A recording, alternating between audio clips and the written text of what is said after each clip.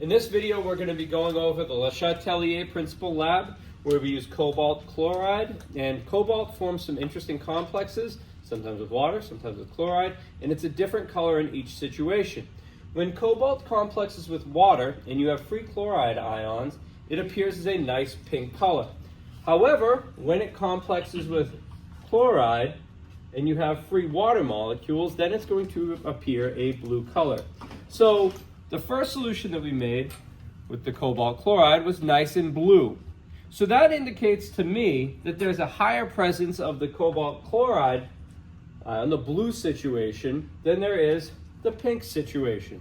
So we would say that for this equilibrium system, that it was definitely product favored, meaning we had more product than reactant present when it was at equilibrium. Now, the cobalt chloride was dissolved in ethanol, and we did that intentionally to reduce the amount of water around, because if there's too much water, it's just always going to go this way. So we dissolved it in ethanol. I just wanted to make that clear. So once we made our sample, we then made a bunch of changes to try and perturb the equilibrium. We added stresses to it. So the first stress that we added was we added some water. And if you look at our chemical equation, you can see that water is a product. So if our stress is that we increase the amount of water, that's going to lead to a situation where our Q is going to be greater than K. So that's going to favor the reverse reaction. And when we added the water, it turned pink. So that's evidence that that's what happened. And in order to go back and make more reactants, you're going to decrease the amount of this material, and you are going to increase the amount of the cobalt water complex and the free chloride ions. So again, in an equilibrium system, when you apply a stress to it, it's going to try and counteract that stress and get back to K. So at this point, we had increased the concentration of a product, so Q was higher than K, so it had to make more reactant to get back to K. The next reaction we did was we added chloride ions. We added calcium chloride and ethanol, and so the chloride ion concentration increased. That was our stress. So when we added this stress, at that point, our Q, because we increased the value of our denominator, was then less than K. So if Q is less than K, that's going to favor the forward reaction to try and make more product. So what we would see is that we would have to use, and it would turn back to blue, and it did. So that would happen because we reduced our concentration of the cobalt and water complex, and it led to an increase in the concentration of the cobalt chloride and free water.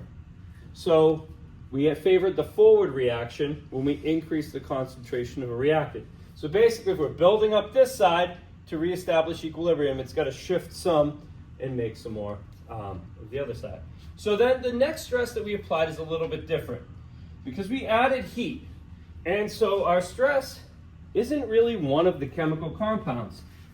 You don't see any real change here. But when we heated it up, what we observed is that it turned blue. So what that means is that this is an endothermic process where energy is a reactant. So we added energy to it, and we apply a stress, and we observed that it shifted to the right. So that means that our K is actually going to increase. So at higher temperatures, the more blue it becomes, that means K is actually going to increase. And remember, the only parameter we're going to change that impacts our value for K is temperature. That changes K. Everything else just changes Q, and then it works its way back to K. So it's a little bit different. So we ended up with less of our reactants, and we ended up with an increased concentration of our products. Then the last thing we did. So we have free chloride ions, and we added silver nitrate. If we remember from our solubility rules, silver and chloride form a very insoluble precipitate. So when we add the silver ions to this situation, what that's going to do is combine with that chloride ion and lower our chloride ion concentration. So that becomes the stress in this situation. And so now we're removing a reactant. And if we look at what that would do to our Q value, if one of our reactant concentrations goes down, our denominator becomes smaller, and our value for Q is going to be greater than that of K. So we would then have too much of a product to reactant ratio. It would favor the reverse shift back towards the reactants, and then we would see it turn back to pink, which is what we observed when we added the silver chloride.